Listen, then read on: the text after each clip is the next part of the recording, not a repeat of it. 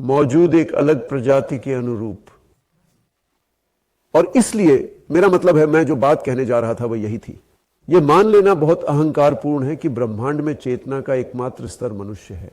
मैं स्वयं यह नहीं समझ पाता कि मनुष्य की तुलना में बहुत बड़े और बहुत छोटे समय के पैमाने पर चेतना के स्तर का कोई पदानुक्रम क्यों नहीं होना चाहिए।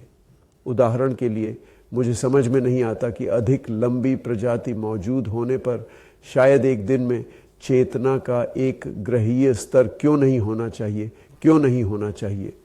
चेतना का सौर स्तर जो 100 वर्ष तक हो सकता है, चेतना का गैलेक्टिक स्तर क्यों नहीं हो सकता, और चेतना का ब्रह्मांडीय स्तर क्यों नहीं हो सकता। तो मैं इस परिप्रेक्ष्य में कहूँगा, यही कारण है कि मैं मौजूद प्रजातियों पर जोर दे रहा हूँ। मुझे समझ में नहीं आता कि चेतना के स्तरों का कोई पदानुक्रम क्यों नहीं जुड़ा हो सकता है। यदि आप चाहें तो अलग अलग अवतार के रूप, लेकिन यह भी सदगुरु, अगर मैं एक प्रश्न पूछ सकता हूं, क्योंकि आप इस शब्द का प्रयोग कर रहे हैं, यह क्या है? मन, समय का संबंध मन से है ना? हाँ, मैं अब भौतिकी के बजाय मन से संबंधित समय के बारे में बात कर रहा हूं। मैं समय कह रहा हूं, हम समय का अनुभव अपने शरीर के साथ संबंध के कारण ही करते हैं, हमारे दिमाग से नहीं।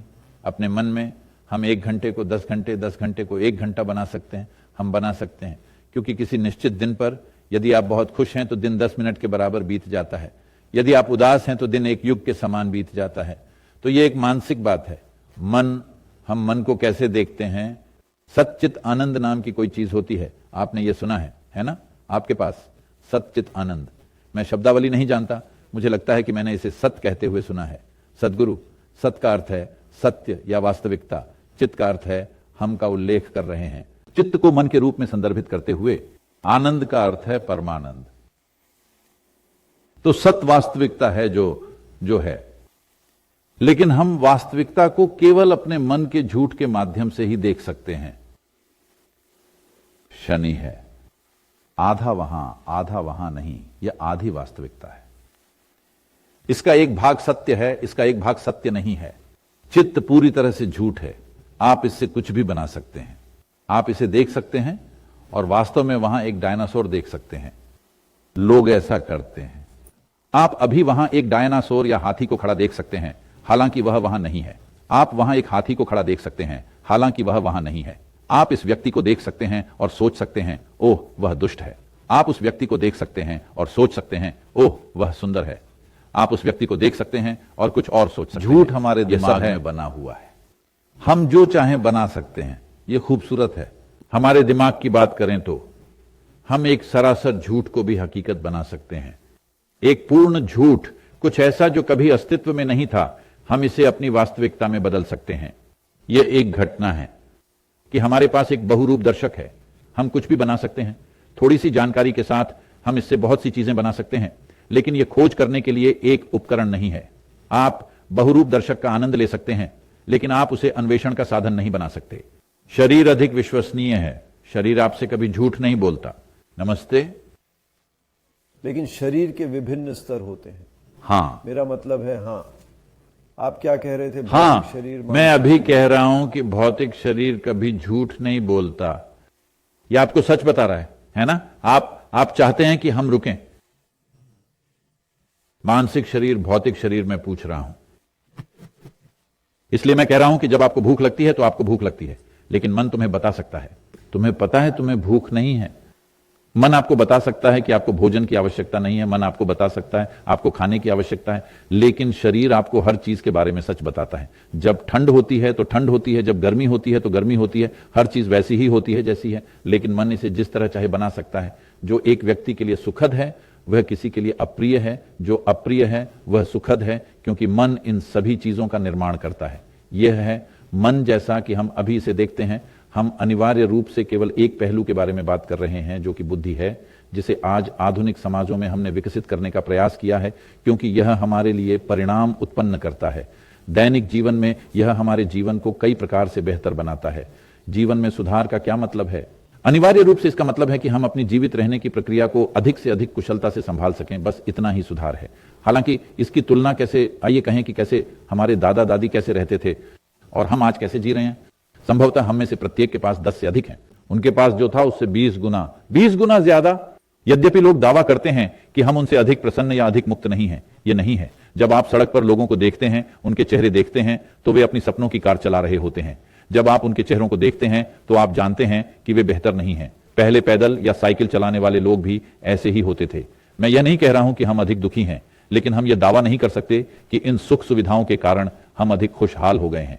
हम अधिक आरामदायक, अधिक सुविधाजनक जीवन, भौतिक दुनिया में अधिक संभावनाएं, यह सब स्वीकार कर चुके हैं। लेकिन इससे अनुभव नहीं बदलता, क्योंकि यह दिमाग ही है जो आप जो चाहें वह बना सकता है। कुछ लोग जो अपने दिमाग को अच्छी तरह से प्रबंधित करते हैं, वे अपने बहुरूप दर्शक पर एक अच्छी तस्वीर देखते हैं। कुछ लोग जो यह नहीं जानते कि इसे कैसे प्रबंधित किया जाए, वे हर समय एक बुरी तस्वीर देखते हैं। लेकिन इसका हकीकत से कोई लेना देना नहीं है।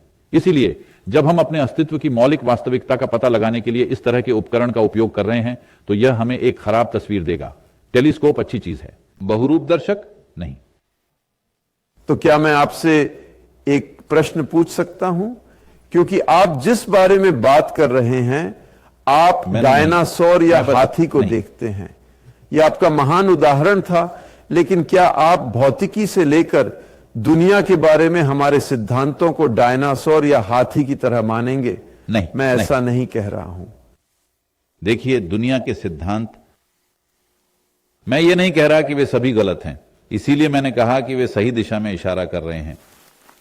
लेकिन अगर आप सही दिशा में इशारा करते हैं तो मान लीजिए कि अभी हमारी दृष्टि किसी अन्य की तरह, मक्खी या टिड्डा या मच्छर की तरह केवल 10 फीट की है। मान लीजिए कि हम दोनों केवल 10 फीट तक देख सकते हैं। हम सोच सकते हैं, ठीक है, अगर लोगों की ये 2 पंक्तियां वहां बैठी हैं तो शायद 20 पंक्तियां होंगी। हो सकता है कि और भी लोग हों, और हम देखना शुरू करते हैं। लेकिन फिर भी हमारी आंखों की रोशनी बेहतर होती है, हम उन्हें देखने नहीं जा रहे हैं।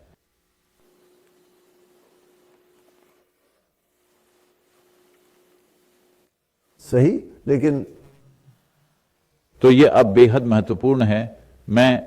मेरी धारणा में विज्ञान ने कभी भी सही दिशा में इशारा नहीं किया है। पिछले 25-30 वर्षों में वे सही दिशा की ओर इशारा करने लगे हैं।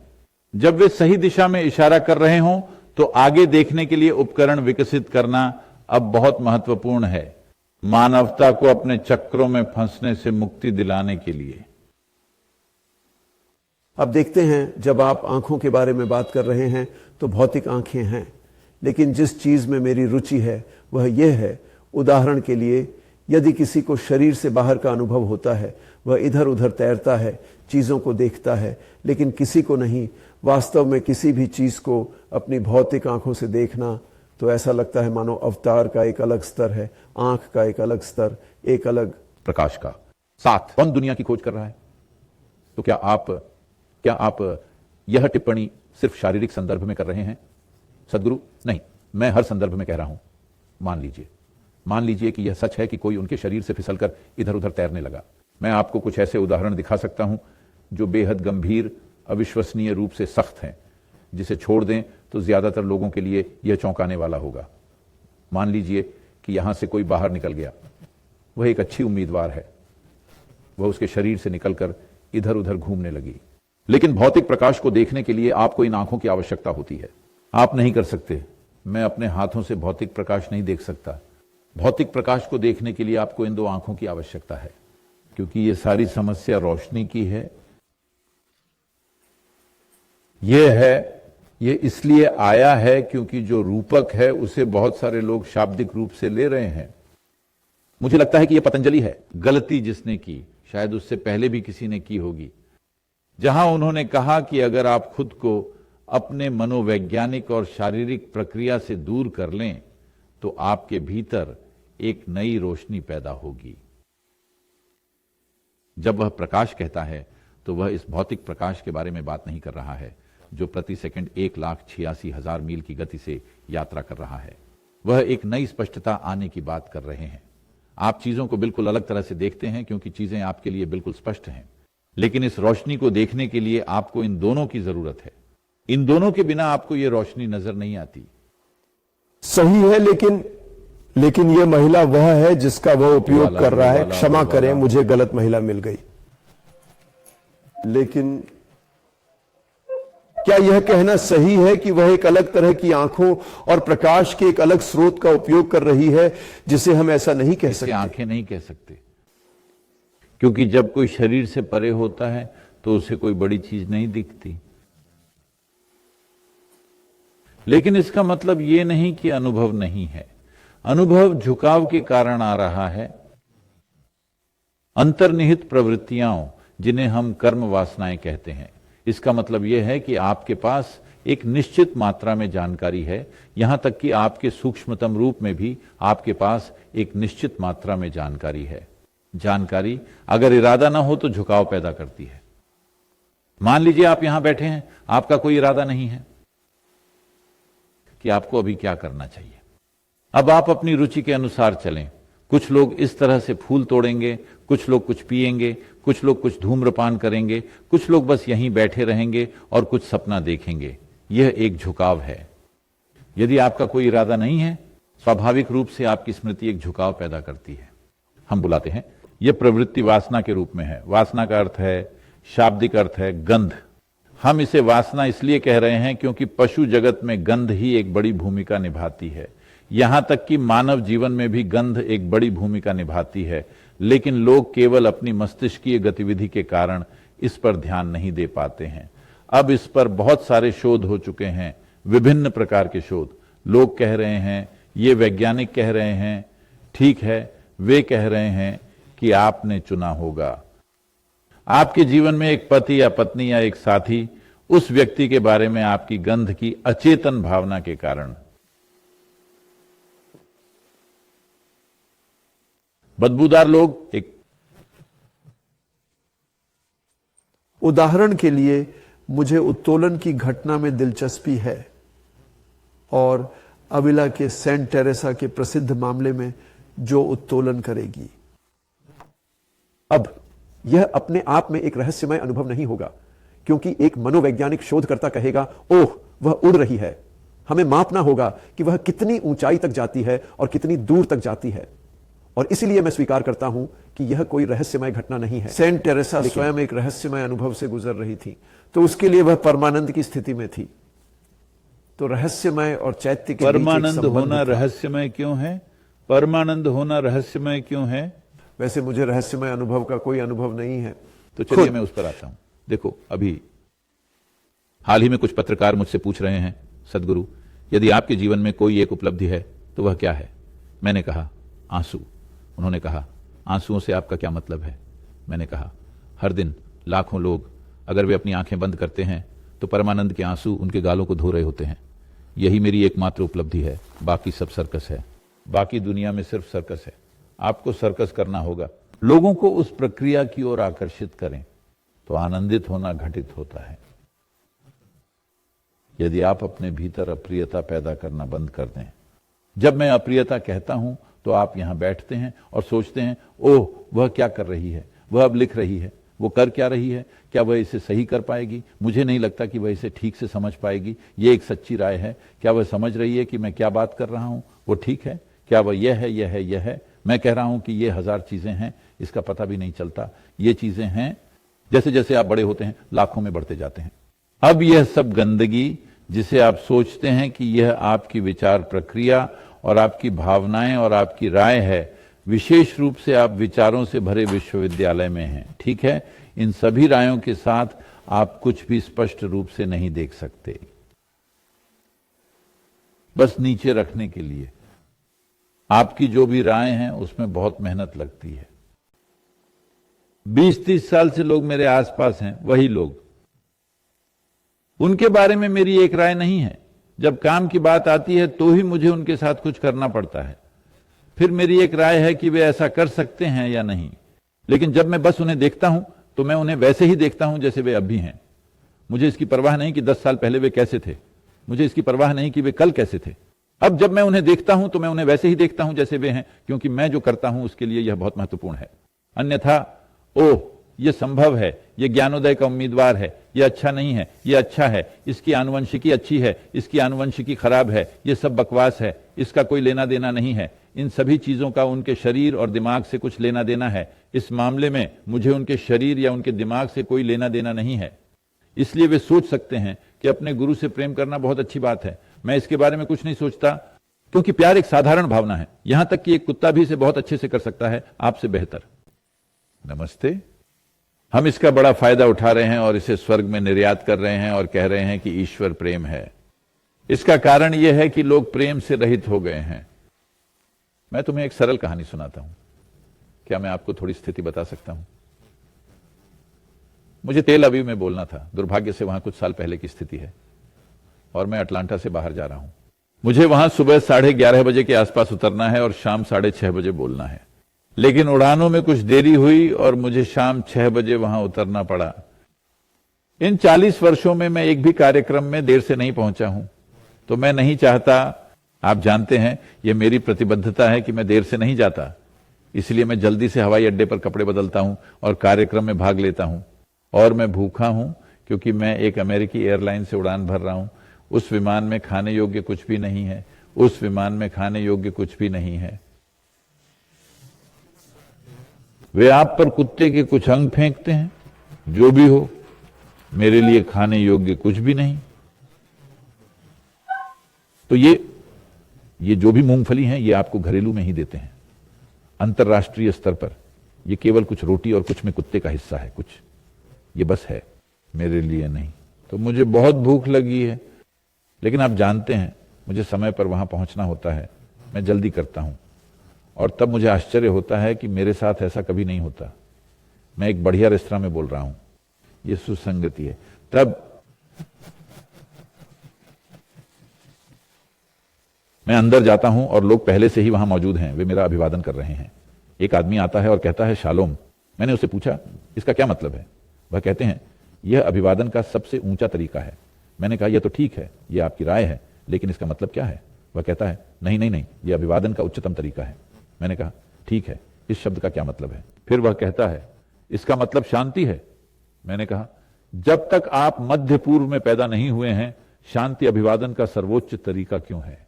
दक्षिण भारत में सुबह कोई मेरे पास आता है और कहता है शांति।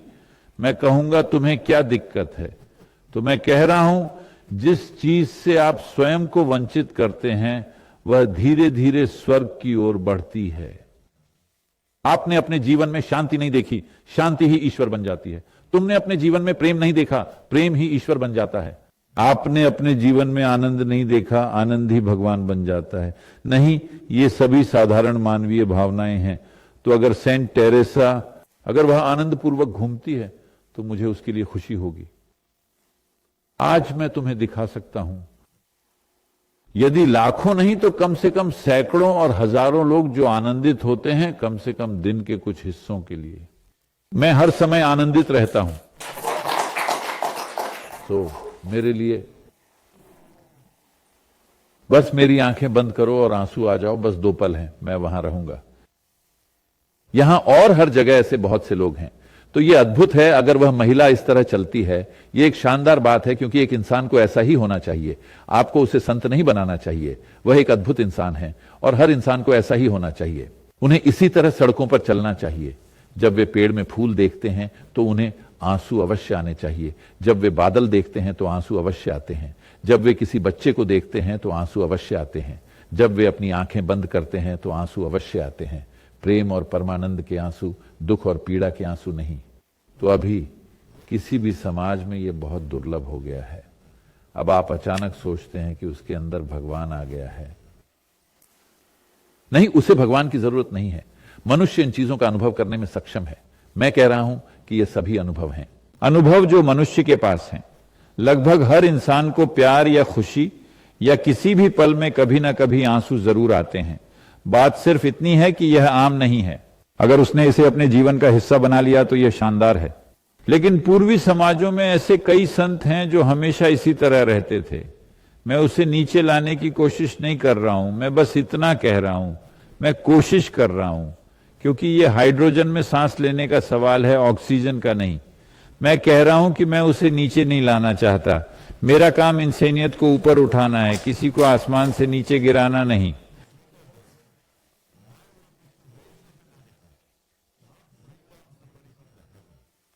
तो दुर्भाग्य से उन समाजों में, क्योंकि बाकी सभी लोग इतनी गड़बड़ी में हैं, अगर एक इंसान ऊपर उठता है तो आप सोचते हैं कि वह ऊपर से गिर गया। नहीं, वह उठी, उसके लिए अद्भुत।